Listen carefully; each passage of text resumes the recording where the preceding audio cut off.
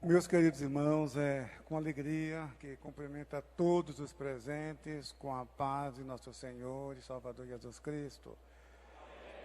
Sinto-me, meus irmãos, honrado pelo convite de estar aqui com vocês, convite feito pelo pastor César. E eu não conhecia, realmente é a primeira vez que eu venho a São Mateus, é a primeira vez que venho a essa igreja. Estou muito feliz, muito contente de estar aqui com vocês. Também por conhecer mais obreiros, os ministros, o ministério dessa igreja, por rever o pastor Ricardo Bitum, que nós já conhecemos já de muito tempo. A minha filha sempre fala dele, a Daniele. Também por rever aqui Quarteto Alfa. Rapaz, vocês precisam voltar lá, viu? Nós sentimos saudade de vocês, depois a gente conversa, viu? Vocês são bem-vindos ali. Muito bem. Meus irmãos, a mensagem que nós ouvimos, muito importante. Jesus falou certa vez: se vós ouvirdes essas coisas, bem-aventurados sois se as fizerdes, né? É colocar em prática. Seu ensino é muito importante, meus irmãos. Todos os seres humanos estão sob e sobre autoridade. Então, todos nós prestamos conta a alguém. É muito importante fazer aquilo que se manda na igreja. Palavra do pastor Ricardo Bitum, usando Josué, filho de Nun, como exemplo. Aí está, meus irmãos, a riqueza da Bíblia, né? É atual, isso vale para hoje. E louvo a Deus pela vida do pastor Ricardo Bitum, pelo seu trabalho, pela sua cooperação na edificação do corpo de Cristo. Isso é muito importante. O tema que me foi dado, meus irmãos, é como combater as seitas pseudo-cristãs. É claro, existem seitas não cristãs, como Hare Krishna, como meditação transcendental. Existem as seitas secretas, como a maçonaria, e as seitas esotéricas, seitas ocultistas, embora os maçons não admitam que seja uma seita, mas toda a estrutura da maçonaria é de uma seita. Então não vamos discutir com eles sobre isso, porque se eles admitem que é uma religião ou uma seita, aí vai deixar de receber membro, porque lá vem gente de tudo quanto é religião. Então, se é uma religião, como que a pessoa vai? O hinduísmo, que é inclusivista. Para ser hindu, não precisa abrir mão de sua religião original. Então, é até difícil a estatística das religiões do Extremo Oriente por causa disso. Porque às vezes a pessoa é hindu e ao mesmo tempo é budista, e ao mesmo tempo é shintoísta e assim por diante. Mas o cristianismo é exclusivista, porque Jesus, o seu fundador, ele é singular, ele é inigualável, ele é incomparável. Somente ele é assim. É o único que é ao mesmo tempo Deus e homem. 100% Deus e 100% homem. Somente ele é assim. Muito bem. E esse tema, meus irmãos, eu quero ler como ponto de partida Judas, no capítulo... Não capítulo, né? Porque Judas só tem um capítulo, né? Se a gente fala capítulo 1, aí presume-se que existe mais de um capítulo, né? Então, Judas, versículo 3. Amados, quando eu me empenhava para escrever-lhes a respeito da salvação que temos em comum, senti que era necessário corresponder-me com vocês para exortá-los a lutar pela fé que uma vez por todas foi entregue aos santos. Amém. Meus irmãos, antes de avançar no tema, eu quero esclarecer por que eu usei a Nova Almeida atualizada. É um texto que foi lançado pela Sociedade Bíblica do Brasil em 2017, em novembro de 2017, e nós, em Jundiaí, adotamos também essa versão, e tem uma proposta para a próxima AGO em Belém, que será agora em abril, no próximo mês, adotar a Nova Almeida Atualizada como texto padrão das Assembleias de Deus. Porque o nosso texto oficial é a Almeida Corrigida. E ela vai se manter, porque eu fui instruído, educado desde a minha infância na Almeida Corrigida. E os versículos que eu tenho memorizado até hoje são todos Almeida Corrigida. E muitas vezes na igreja estou lendo uma passagem e eu esqueço porque já está no subconsciente. Eu estou lendo a Nova Almeida Atualizada, mas sai Almeida Corrigida. Até os irmãos riem, né, quando isso acontece. Mas a nossa preocupação é principalmente com a geração futura, para o público que ainda não conhece a palavra de Deus, porque é muito importante a pessoa entender aquilo que está lendo. Lutero dizia que a linguagem da Bíblia deve ser a mesma linguagem de uma mãe para um filho. Isso é importante. A grandeza da obra de Lutero, da tradução dele, não é que ele iniciou, que a tradução dele foi a primeira tradução alemã. Não. Quando ele publicou a sua tradução, já existia 14 edições da Bíblia em alemão. Mas só que o povo não entendia. Então ele convivia com o povo para ver a linguagem do povo, para escrever de uma maneira que todos compreendessem.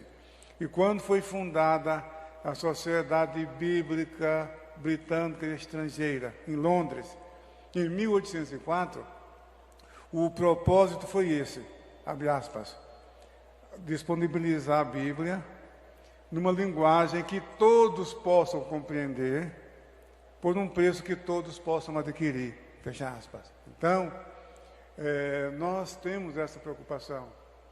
É muito importante a pessoa ler um texto e entender essa linguagem. Importante. Porque quando os apóstolos escreveram, quando os profetas escreveram, interessante, escreveram na linguagem que o povo entendia. Uma professora de cultura judaica, professora de Bíblia da USP, no Antigo Testamento, ela disse que ela nasceu no Brasil, mas é judia, criada em Israel, domina muito bem português, mas ela estranhou, que estava acostumada a ler o Antigo Testamento na sua língua materna, a língua hebraica, e quando começou a ler em português, ela viu a dificuldade para se entender. E por incrível que pareça, no texto hebraico é mais fácil. Então, Celso, um crítico do cristianismo do segundo século, ele criticava o Novo Testamento porque foi escrito no dialeto koiné, dialeto comum do povo, o grego comum. E Orígenes, ele respondeu na obra Contra Celso, ele diz que Jesus não estava preocupado em ensinar filosofia e nem literatura para o povo, mas que o povo conhecesse a vontade de Deus. Então essa é a nossa preocupação também, que o povo conheça a vontade de Deus, conheça, leia com facilidade. E esse trabalho foi feito uma reunião com liderança das igrejas, não foi uma decisão unilateral, e na escola teológica lá em Jundiaí, na igreja, nós fizemos uma maratona bíblica na Semana da Bíblia, e o texto que foi lido foi a Nova Almeida Atualizada, e todos reconheceram realmente a facilidade de entender o texto da Nova Almeida Atualizada. Então, é o texto que eu estou usando por onde eu passo, e eu sempre dou essa explicação porque vocês vão ver que é diferente, mas a mensagem é a mesma, isso que é importante. A mensagem continua inalterada, ela não muda, mas é a linguagem, uma linguagem simples para que todos possam compreender. Muito bem, então, meus irmãos, a leitura de Judas, Uma leitura que diz respeito ao combate. Ao combate, eu não diria simplesmente às seitas, porque Pedro, na sua primeira epístola, no capítulo 3, versículo 15, lendo agora na Almeida, na Nova Almeida atualizada, vocês podem acompanhar na Almeida corrigida, vocês vão perceber que a linguagem é a mesma, a mensagem é a mesma, a linguagem que é diferente. Olha aqui, no versículo 15, diz o seguinte: pelo contrário, santifiquem a Cristo como Senhor no seu coração, estando sempre preparados para responder a todo aquele que pedir razão da esperança que vocês têm. Então, meus irmãos, aqui o verbo responder, a versão espanhola de Cassiodoro de Reina, ali emprega o termo apologia no lugar do verbo responder, e é assim que está no grego. Apologia, defesa, para que cada crente saiba apresentar uma defesa sobre aquilo que você crê. É isso que o apóstolo Pedro está dizendo. Agora, a apologética trata da defesa. A própria palavra apologia significa defesa. Obrigado. Muito obrigado. E a defesa do Evangelho foi apresentada pelo Senhor Jesus Cristo, pelo apóstolo Paulo, pelo apóstolo Pedro, porque muito cedo na história da igreja surgiram doutrinas inadequadas, que nós chamamos hoje de heresias, porque a palavra seita e a palavra heresia no Novo Testamento é a mesma, é hairesis. Hairesis se aplica, por exemplo, ao partido dos saduceus. Atos dos Apóstolos, capítulo 5, versículo 17, diz que o sumo sacerdote pertencia à seita dos saduceus. O apóstolo Paulo, ele diz em Atos, capítulo 25, versículo 5, se não me falha a memória, ele diz que conforme a mais severa seita dos judeus, vivi fariseu, diz o apóstolo Paulo. Atos 15, versículo 5, chama os fariseus, o grupo dos fariseus, de seita. E a palavra é hairesis, uma palavra que era usada já entre os filósofos, já usada na Grécia Antiga. Na época não tinha uma conotação pejorativa, era no sentido de escolha, era no sentido de escola filosófica, nesse sentido, mas o termo significa também partido, facção, dissensão. Em 1 Coríntios, capítulo 11, versículo 9, Paulo fala que chama de dissensão, para que não haja entre vós dissensões, e a palavra é a mesma. Muito bem. Agora, na segunda epístola do apóstolo Pedro, no capítulo 2, quando ele diz: e houve entre vós, e haverá entre vós, e houve entre o povo, que de Pedro está tratando da profecia, da palavra revelada, da mensagem do Antigo Testamento, dos oráculos divinos que Deus confiou aos profetas legítimos, aos profetas de Israel. E mesmo assim, não foi possível impedir a presença de falsos profetas no meio do povo. Então, quando o apóstolo Pedro diz que a palavra foi revelada, foram homens santos de Deus que falaram, movidos pelo Espírito Santo, mas ele diz: mas houve também entre o povo falsos profetas. Como haverá, olha que já está falando agora no contexto da igreja, como haverá entre vós falsos doutores ou falsos mestres, pseudodidáscalos, falsos mestres, doutrinadores de mentiras. Então o Espírito Santo já estava anunciando que no meio do povo haveria de se levantar falsos profetas, que na verdade já existia na época de Pedro. Ensinadores de mentiras. Pedro enfrentou Simão Mágico em Samaria, muito cedo, já estava ali alguém enganando o povo com falsos milagres, com doutrinas errôneas, doutrinas equivocadas. Também, na segunda metade do primeiro século, surgiram os gnósticos nas suas várias escolas, as suas várias facções, mas o que havia em comum entre eles é que negava a divindade do Senhor Jesus Cristo, que negava a humanidade de Jesus Cristo. Então, isso foi uma preocupação para a igreja. E hoje, meus irmãos, não é diferente. O espírito que operava contra a igreja naquela época é o mesmo espírito que opera hoje. Agora, resta a cada um analisar o seguinte: o que é importante nesse combate é se você está disposto a fazer pela verdade o que eles fazem pela mentira. Porque as seitas pseudo-cristãs, as principais são as Testemunhas de Jeová. Porque se você conversa com qualquer testemunha de Jeová, ela diz que é cristã. Não, nós somos cristãos. Elas dizem que creem na Bíblia e dizem que pregam a Bíblia, que seus ensinos são bíblicos. Todas as testemunhas de Jeová estão convictas disto. Os mormons também dizem que são cristãos. Olha o nome da igreja: Igreja de Jesus Cristo dos Santos dos Últimos Dias. É até um nome bonito, né? Essa gente tem até criatividade, né? Igreja de Jesus Cristo dos Santos dos Últimos Dias.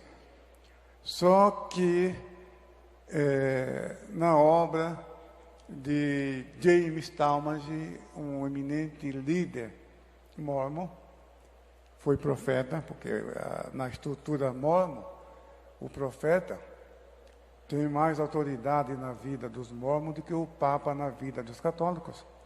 Porque no topo da organização, da estrutura organizacional do mormonismo, está a presidência, que se constitui do profeta e de 2 secretários ou conselheiros. E logo abaixo vem o quórum dos 12 apóstolos. E o presidente do quórum dos 12 apóstolos é quem substitui o profeta quando ele vem a faltar, quando ele vem a falecer. E os mormons, eles se vangloriam, porque eles acham que eles são a única organização religiosa, para não chamar de igreja, da terra, que tem profetas e apóstolos. Então, no diálogo com eles sempre perguntam: na sua igreja tem profetas e apóstolos? Isso que eles fazem. Muito bem.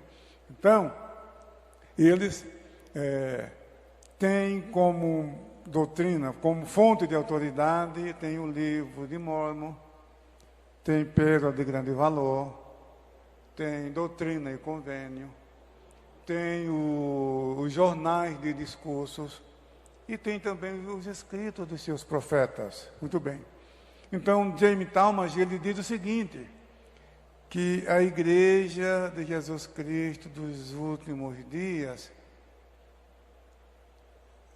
é diferente, se distingue da igreja fundada pelo Senhor Jesus Cristo no primeiro século. Então, ela está dizendo que não são cristãos. Está falando que se distingue é a igreja de Jesus Cristo dos santos dos últimos dias, mas que se distingue da igreja fundada por Jesus no primeiro século. Já se contradiz nesse sentido. Mas eles dizem que são cristãos. Os adventistas do sétimo dia, embora eles creiam na Trindade, mas eles têm problemas ali sérios, seríssimos. Porque o que caracteriza, meus irmãos, realmente, vamos chamar de seita, porque na verdade A verdade é que ninguém gosta de ser chamado de seita. Então, nós vamos falar mais para frente a maneira de dialogar com essas pessoas, de maneira que elas não se sintam ofendidas. Porque se você chama qualquer pessoa, testemunho de Jeová, mórmon, adventista, espírita, seja lá quem for, kardecista, de seita, e você já vai interromper um diálogo importante, que você pode usar esse diálogo para trazer essas pessoas para Jesus, que não é fácil, porque a maioria dessas pessoas saiu de nós.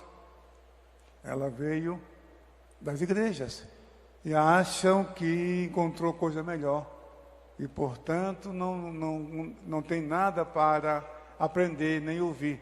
Elas querem nos doutrinar e isso é muito sério. Tudo bem, mas elas falam que são cristãs.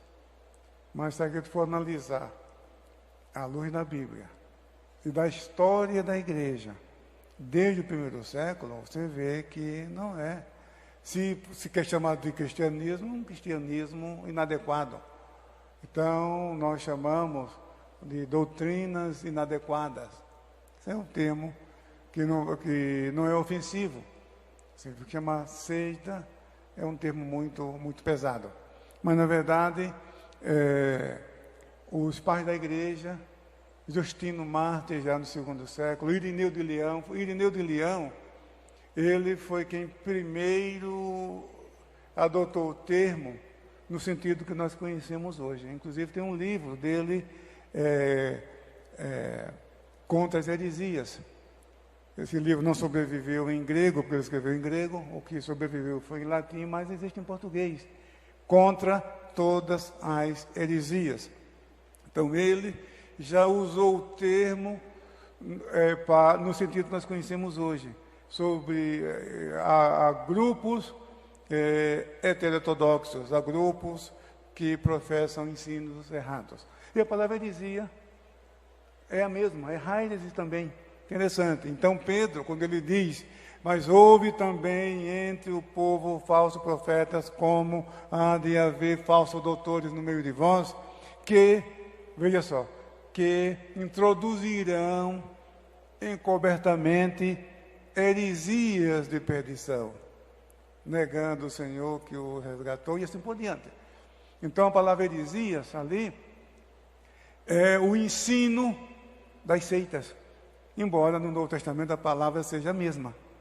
Heireses, tanto para o grupo, para uma facção, um grupo religioso, um grupo político, um grupo filosófico, é heirese. Nós citamos aqui os saduceus, que eram membros do judaísmo, os fariseus também. Paulo diz que excedia em judaísmo mais do que a todos da sua geração. Então, ele era um praticante do judaísmo e era ao mesmo tempo fariseu. Ele fala em Filipenses 3, fariseu de fariseus, hebreu de hebreus, segundo a lei, fui fariseu. Muito bem. Então, dentro de uma religião, há grupos, facções, divisões. Muito bem. Isso existe em todas as religiões. No islamismo tem suas facções, tem suas seitas islâmicas, no hinduísmo e assim por diante. Existe em tudo quanto é lugar. Agora o judaísmo tem, o judaísmo também tem, na atualidade, e o cristianismo tem esses grupos. Então, o que caracteriza? Em primeiro lugar, esses grupos negam a doutrina da Trindade. Os testemunhos de Jeová negam a doutrina da Trindade. Os mórmons negam também a doutrina da Trindade, embora a literatura mórmon ela seja contraditória em muitos sentidos. É difícil você acertar ponteiro com os escritos mórmons, porque há muitas contradições e muitas mudanças. Então, no Doutrina e Convênio, ele fala que Deus tem corpo de carne e osso.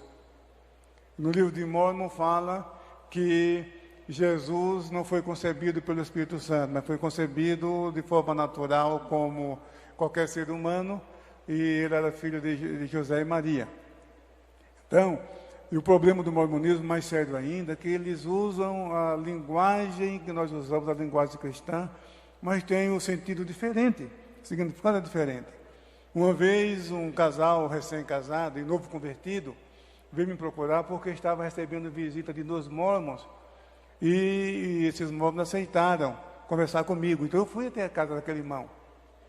E lá eu falei para aquele casal, na presença desses mormons, dizendo: olha, eles dizem que Jesus Cristo não é o Filho de Deus, que ele é filho de José e Maria. Aí um deles abriu o livro de Mórmon e lá tem um versículo que diz assim, abre aspas: eu sou Jesus Cristo, Filho de Deus, fecha aspas. Então lá no livro de Mórmon tem esse versículo. Então ele leu esse versículo, né, para que o casal ouvisse, né? Quer dizer, olha, o que ele está falando não é verdade. Ele está dizendo que nós não cremos que Jesus é o Filho de Deus, está aqui no livro de Mórmon. Mas só que Deus, para ele, significa outra coisa. Aí eu fiz a pergunta, digo, então você vai explicar para ele o conceito de Deus no mormonismo, para que o casal aqui, se você não for explicar, eu explico. Aí ele balançou, entendeu? Então ele fala, olha, que o Deus um dia foi homem, o homem um dia será Deus. Eles falam que Deus e o homem são a mesma coisa. Então, nesse sentido que ele fala que Jesus é Deus, porque ele também fala, esse mormon, esses dois aqui, eles falam também, cada um deles, que é Deus. Entendeu? Então, a salvação, eles usam o termo salvação, mas o significado é outro.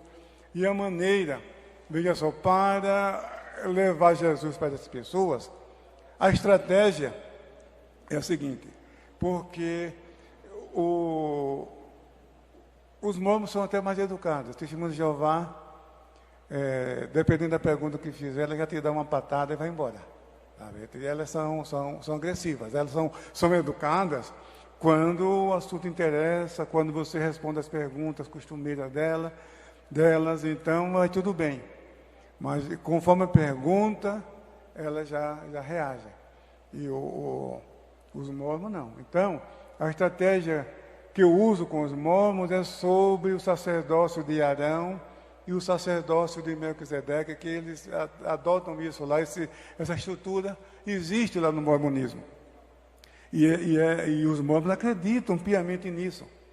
Então, mostrar que o sacerdócio de Melquisedeque é a exclusividade de Cristo.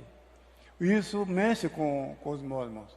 Isso realmente mexe com a estrutura. Eu lembro que uma vez eu estava numa convenção em Cuiabá, e a gente estava hospedado num hotel, e na hora do café da manhã, estava indo, que o café da manhã era no hotel, no último piso, na cobertura, e quando eu entro no elevador, está o pastor José Neco, pastor José dos Santos, que era pastor de Maceió, que já dorme no Senhor.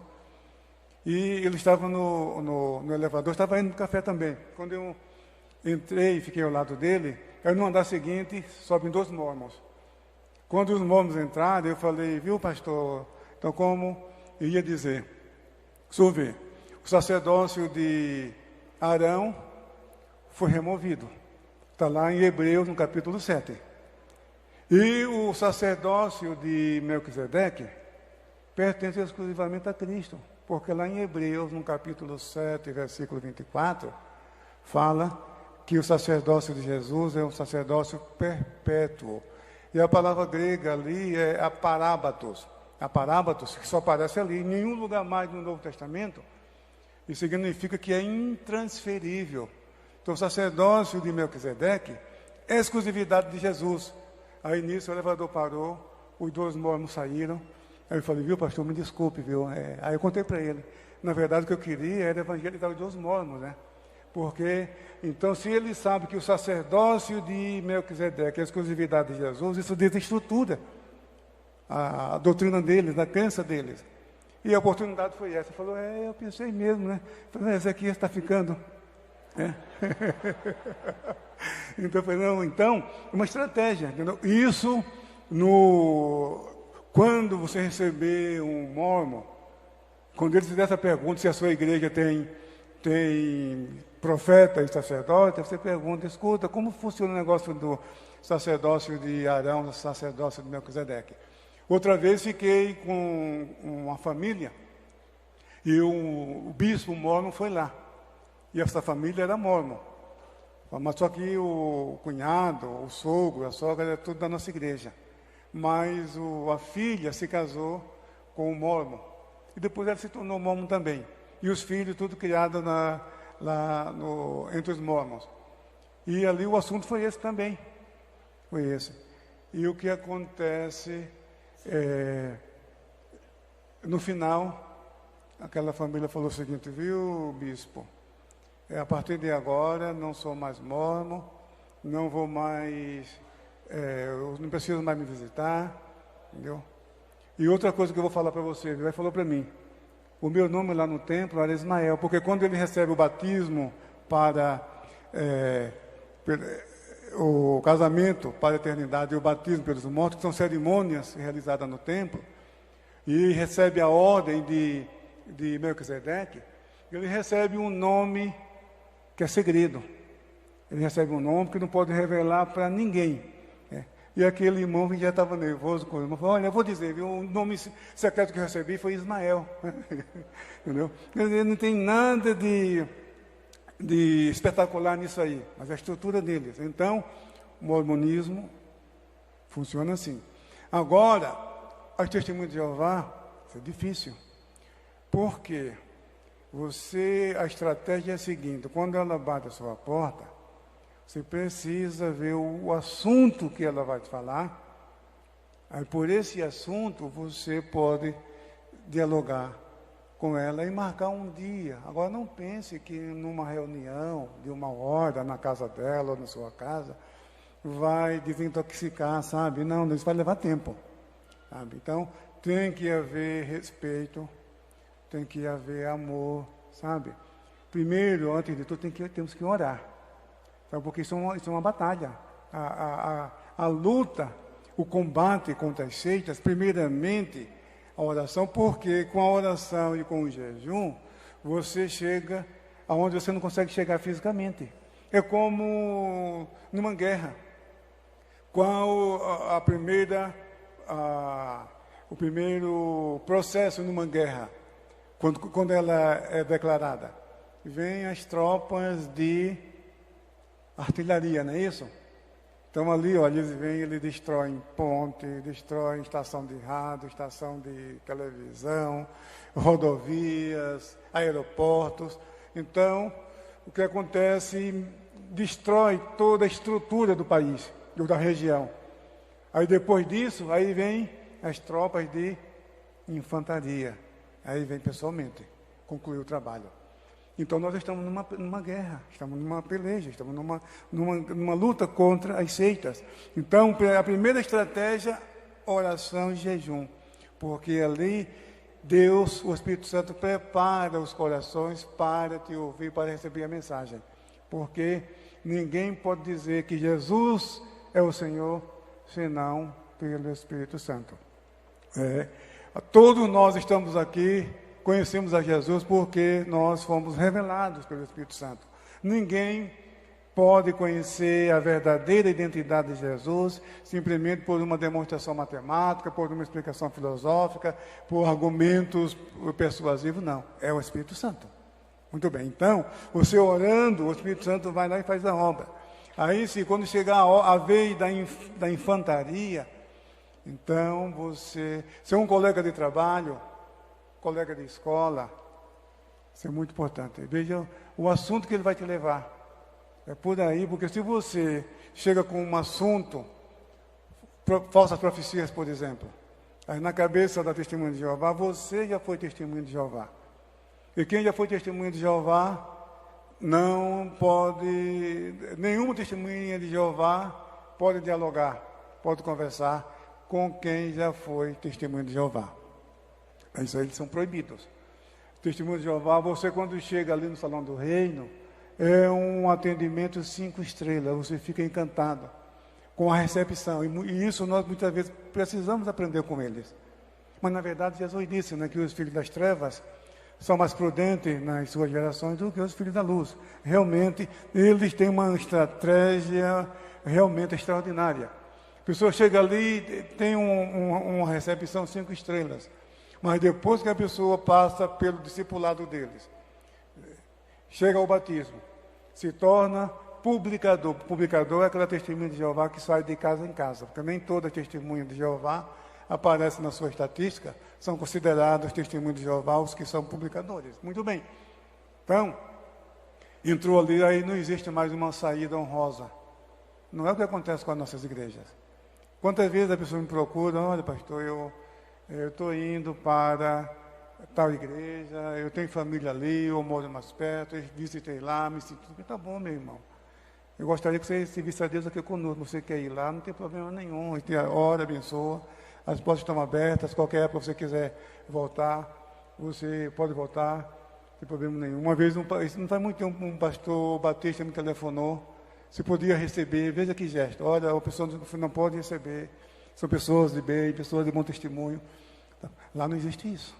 Na Testemunho de Jeová, não existe uma saída honrosa. Saiu dali, é proibido conversar. Não pode.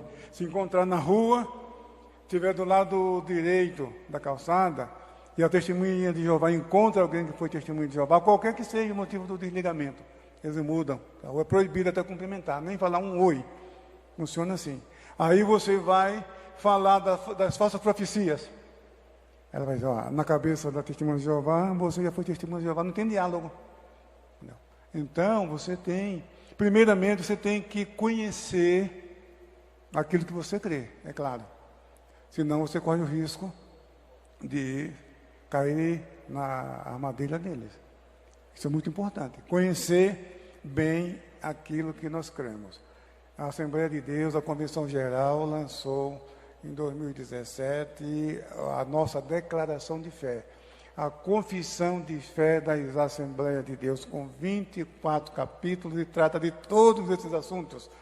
E ali estão as nossas crenças e práticas, que os nossos pais trouxeram desde que vieram ao Brasil, que foram ensinados pelos os nossos pais, que agora foi estruturado e foi organizado. Ali não estava mandando ninguém fazer nada, mas simplesmente está dizendo aquilo que nós aprendemos, aquilo que nós cremos, que nós praticamos. Muito bem.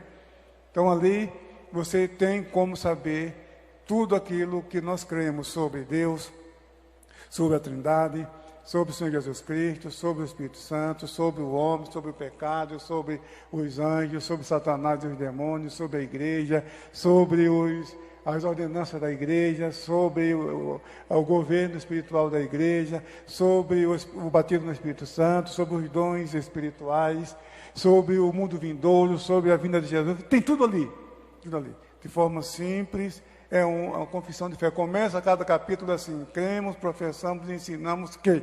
Aí começa. Muito bem. Aí você vai aprender, você vai ter uma estrutura. Porque se você não conhece bem aquilo que você crê, lá eles são peritos. Eles conhecem muito bem aquilo que eles creem. Não conhecem talvez a sua história, que são manipulados, que são seguidores de seguidores. Disso eles não sabem. Mas ele conhece bem as suas crenças. Muito bem. Então, primeiramente, tem que estar bem preparado. Segundo lugar, ver o tema que ele vai levar. Então, por esse tema, ele não vai desconfiar. Porque se uma testemunha de Jeová te encontra e fala sobre Jesus, que Jesus é o arcanjo Miguel, pronto, aí você entra por aí, ele não vai desconfiar de nada. Mas se você levar esse assunto, aí não tem diálogo. Os irmãos entenderam? Uma vez eu fui até o Salão do Reino. Cheguei lá cedo, eu mais um companheiro, e tinha um moço lá, só de gravata, estava ali de porteiro. Eu até achei que fosse servo ministerial, porque lá os diáconos, eles chamam de servos ministeriais. Né? E aí perguntamos, que hora vai começar a reunião? Ele começou a falar, e eu vi que um senhor, já de idade, estava de antena ligada, porque eles são desconfiados, são mariscos, e ali, irmãos, todo mundo vigia todo mundo.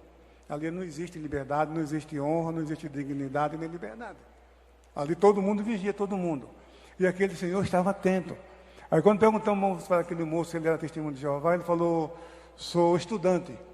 Então, era um candidato ao batismo, estava passando pelo discipulado. Aí aquele senhor se aproximou. Escuta, nós vamos ter uma reunião daqui a pouco. Estudo da palavra de Deus. E nós vamos estudar hoje sobre sobre o Espírito Santo. E vocês são convidados a participar dessa reunião. Aí o irmão que estava comigo falou, que interessante. O Senhor tem o Espírito Santo? Aquele velhinho ficou uma onça, né? Onde vocês querem chegar com essas perguntas? Não foi o Senhor que falou do Espírito Santo. Foi o Senhor, porque essa pergunta é ofensiva para eles. Por quê? Porque eles falam que somente os 144 mil testemunhos de Jeová, as 144 mil, têm o Espírito Santo. Que Jesus é mediador só dos 144 mil. Que Jesus não morreu pelas testemunhas de Jeová, morreu só pelos 144 mil. Que só os 144 mil têm o Espírito Santo. Agora, se você perguntar para um testemunho de Jeová que ela tem o Espírito Santo, na verdade não tem mesmo, né? Nisso elas são verdadeiras, né? Tá. Mas ela, para dizer que não tem, é muito forte isso, né? Ela fala, escuta, mas você está me ensinando, me convidando para ir para uma religião que nem você mesmo tem o Espírito Santo. Então elas se sentem constrangidas com uma pergunta dessa. É a mesma coisa perguntar, Jesus Cristo é um Deus falso ou um Deus verdadeiro? Também é uma pergunta que constrange. Geralmente, hoje em dia não bate mais em casa, né? Até onde eu moro não tem mais, mas assim, sempre essa Bíblia. Me presta aqui a tua Bíblia. Aí pega a tradução do Novo Mundo, entendeu? Aí você pergunta, aí lê João 1:1, no princípio, lá na tradução do Novo Mundo, diz, no princípio era a palavra, e a palavra estava com o Deus, e a palavra era um Deus com D minúsculo. Você fala, escuta, vocês são monoteístas? Sim. Não, nosso Deus é Jeová. E Jesus? Não, é um Deus menor. Então, ele é um Deus falso ou um Deus verdadeiro? Aí complica, entendeu? Aí ela vai querer ir embora. Mas você está com a Bíblia dela na mão? Não. Aí você não segura, entendeu? Aí não, agora você vai ouvir. Agora você vai ouvir, entendeu? Por quê? Porque elas saem de casa em casa para falar, não querem ouvir, elas acham que não tem nada que aprender. Entendeu? Não, mas você que começou. Aí sim, pode ser que dê resultado. Ou então, numa conversa amigável com um amigo, você faz uma pergunta dessa, porque é uma pergunta que todos os crentes sabem que é testemunha de Jeová, e elas assumem isso mesmo, que Jesus não é o Deus verdadeiro, é um Deus de segunda categoria. Então, essa é uma estratégia para evangelizar testemunho de Jeová. E aquele senhor, quando ele viu o erro que cometeu, quando ele ficou furioso, entendeu? Por quê? Porque no subconsciente dele ele sabe que não tem o Espírito Santo, mas falar isso para 2 visitantes que ele não tem o Espírito Santo, isso era muito forte para ele, entendeu? Então ele achava que isso era uma agressão. Mas onde vocês querem chegar com essas perguntas? Não foi o senhor que falou. Não foi o senhor que falou que tem um estudo sobre o Espírito Santo? Eu estou interessado, eu me interessei. Aí ele ficou meio sem jeito, meio sem graça. Então, veja só, não adianta, irmãs, ganhar a batalha e perder a guerra. Então, nosso objetivo é ganhar a testemunho de Jeová. Outra coisa, eu trouxe aqui para que vocês vejam, com o testemunho de Jeová se dialoga usando a tradução Novo Mundo. Tá? Embora seja uma tradução falsa, viciada, tendenciosa, que foi preparada para contrabandear seus ensinos peculiares para o texto da Bíblia. Tá? Mas na cabeça da testemunha de Jeová, é a única tradução fidedigna. E para elas, todas as demais traduções da Bíblia são falsificadas. Elas creem assim. Elas interpretam assim. Então, você citar uma versão nossa, Almeida atualizada, Almeida corrigida, Nova Almeida atualizada, tradução brasileira, Nova versão internacional, qualquer uma dessas, ela até anda com essas Bíblias. Almeida corrigida. Por que ela costuma andar com a Almeida corrigida? Porque no Salmo 83, versículo 16, diz assim, para que saiba em toda a terra que tu és o Altíssimo e somente a ti pertence o nome de Jeová. Isso está na Almeida corrigida, então ela gosta desse versículo. Então ela gosta de andar com a Almeida corrigida, porque ela bate a tua porta, aí manda você ler, olha, estou lendo a sua Bíblia, hein? Porque o seu pastor não ensina isso, que o nome de Deus é Jeová. Entendeu? Então, usam, mas não creem nela. Então, para você mostrar uma verdade bíblica, porque na própria tradução na linguagem de hoje, nós encontramos ali problemas contra elas mesmas. Por exemplo, o Salmo 110. Disse o Senhor a meu Senhor, assenta-te à minha direita até que eu ponha os teus inimigos pelos cabelos dos teus pés. Então, na tradução do Novo Mundo, todo testemunho de Jeová no mundo sabe desse versículo, está na ponta da língua e costuma citar para os crentes. Então, olha, está falando que Jeová, porque na tradução do Novo Mundo fala, esta é a pronunciação de Jeová. Então, aqui, Jeová é o Deus Pai. Agora que é o Senhor, aqui está Senhor. Então, esse Senhor não é o mesmo Jeová. O Senhor está assentado à destra de Jeová. Então, aí você pega essa tradução e manda ela ler na versão dela. Aqui nós estamos vendo o pastor César. Seu nome é? Paulo. Muito bem. Olha, o Paulo. Então, César é Jeová. E Paulo é o Senhor que está sentado à direita. Como diz o salmista, disse Jeová, porque no hebraico está o tetragrama, tá? Disse Javé, na verdade nem é Jeová, é Javé. Disse Javé ao meu Senhor. Então é o Senhor Jesus, pronto, ali à direita. Então, Paulo está sentado à direita do pastor César, correto? Agora, aí você vai no versículo 5 desse salmo, preste atenção. Isso aqui, se num diálogo, sabe, amigável, respeitoso com o testemunho de Jeová, para que ela vá compreendendo, porque isso vai levar tempo.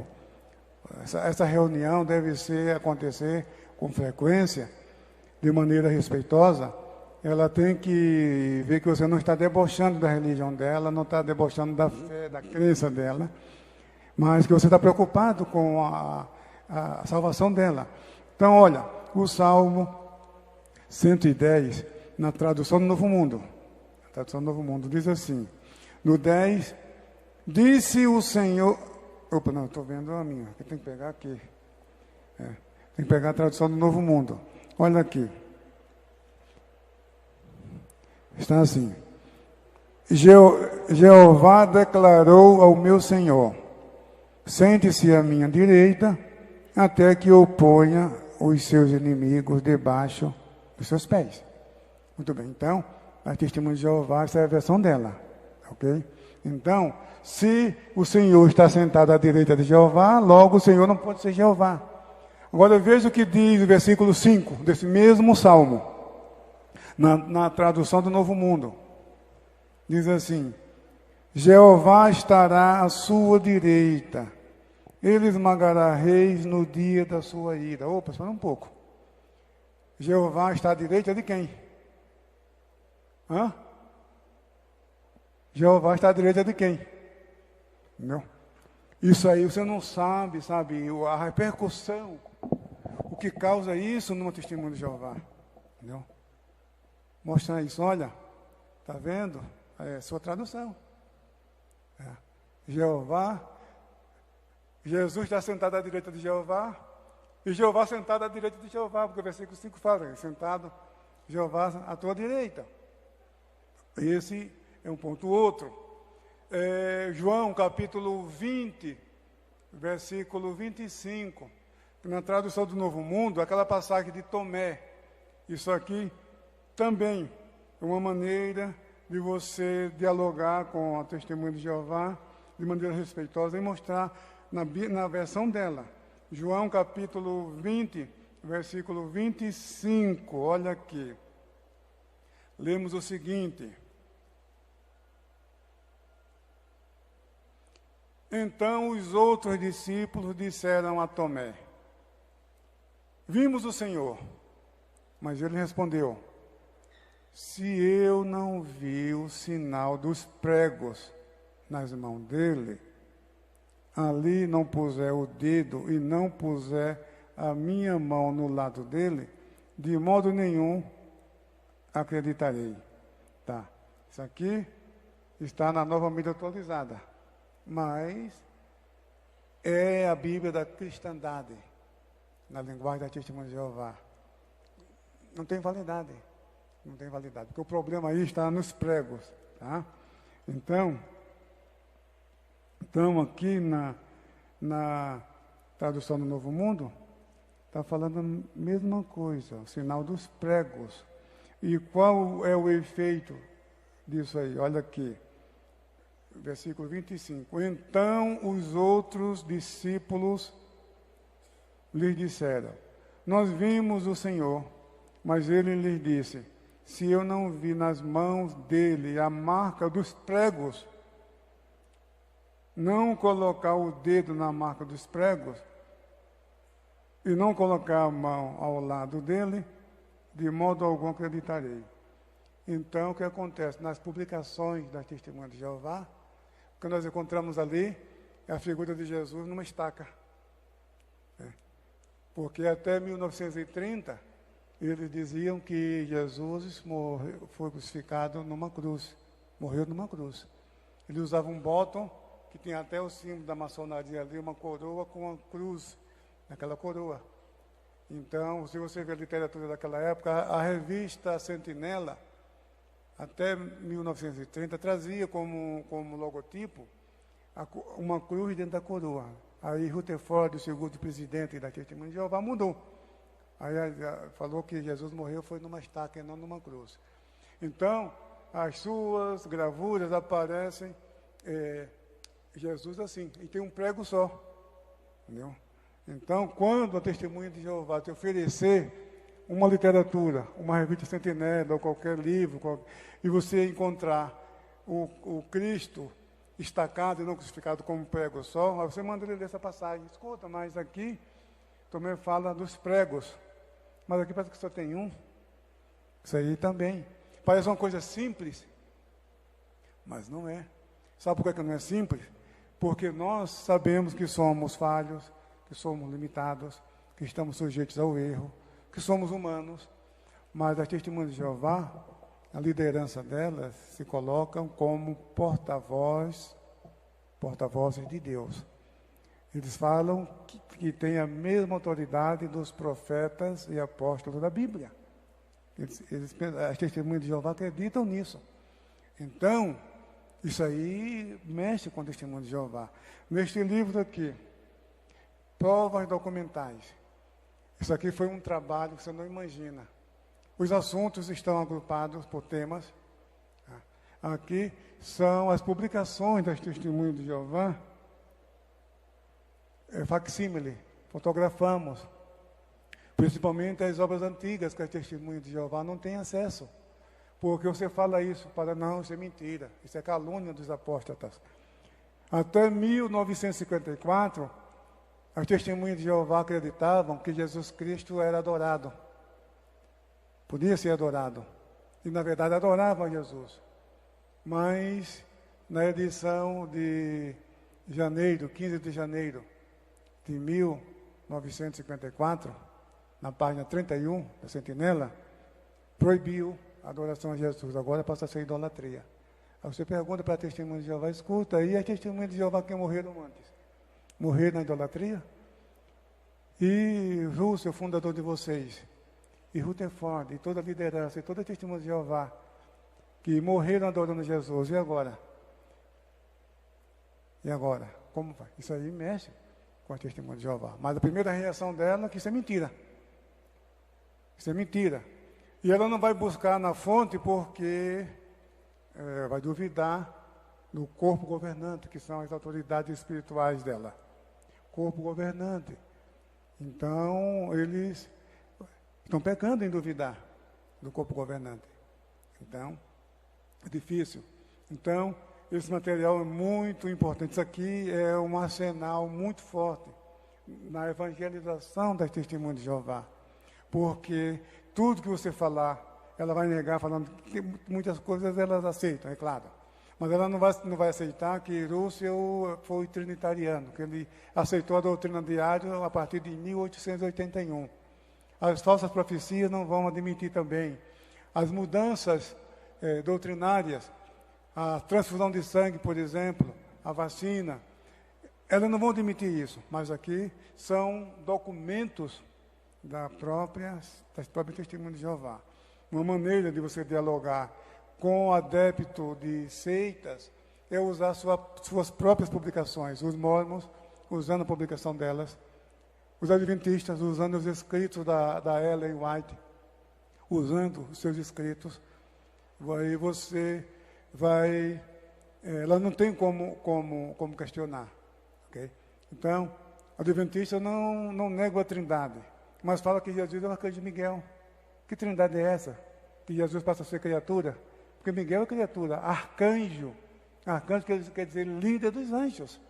Miguel é criatura. Daniel 10, versículo 13, fala que veio a mim Miguel, um dos primeiros príncipes. Ó, se é um dos primeiros príncipes, então tem mais alguém igual a ele.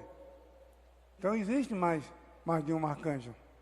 Então, Jesus não é o arcanjo Miguel. Os adventistas, eu não sei, veio desde a Ellen White esse ensino.